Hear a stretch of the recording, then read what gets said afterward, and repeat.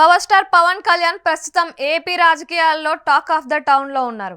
ఆయన మీటింగ్ పెట్టి ఒక ప్రసంగం చేస్తే ఆ వైబ్ విమర్శలు ప్రతి విమర్శలతో కనీసం వారం రోజుల పాటు నడుస్తూ ఉంటుంది.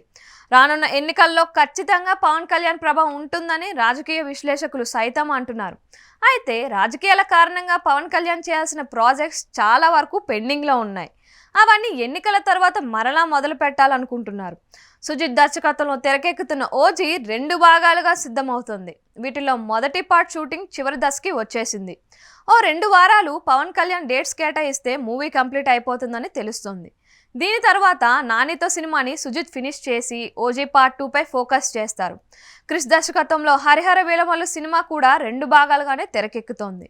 మొదటి పార్ట్ షూటింగ్ కూడా చాలా వరకు కంప్లీట్ అయిపోయింది. హిస్టారికల్ బ్యాక్ డ్రాప్ లో తెరకెక్కుతున్న సినిమా కావడంతో షూట్ లేట్ అవుతోంది.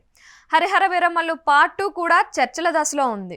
హరీష్ శంకర్ దర్శకత్వంలో Ustaad Bhagat Singh cinema shooting start అయ్యింది. ఓజీ తర్వాత ఇది ఫినిష్ చేసే అవకాశం ఉంది. సురేందర్ రెడ్డి దర్శకత్వంలో పవన్ కళ్యాణ్ ఒక సినిమా చేయనున్నారు. ఈ మూవీ ఇంకా స్క్రిప్ట్ వర్క్ దశలోనే ఉంది. ఇవి కాకుండా మరో సినిమా కూడా పవన్తో ఓ బడా నిర్మాణ సంస్థ ప్లాన్ చేస్తుందని తెలుస్తోంది. ఇలా ఏకంగా 7 చిత్రాలు పవన్ ఖాతాలో ఉన్నాయి. ఇవన్నీ 2025 నాటికి లేదా 2026 నాటికి కంప్లీట్ చేసే ప్లాన్లో ఉన్నారు. ఆ తర్వాత సినిమాలకి బ్రేక్ ఇచ్చి పూర్తి స్థాయిలో పవన్ రాజకీయాల మీద దృష్టి పెడతారని తెలుస్తోంది. 2029 ఎన్నికల్లో సింగిల్ గా అధికారంలోకి వచ్చే దిశగా పవన్ కళ్యాణ్ గ్రౌండ్ ప్రిపరేషన్ చేస్తున్నారు అని తెలుస్తోంది.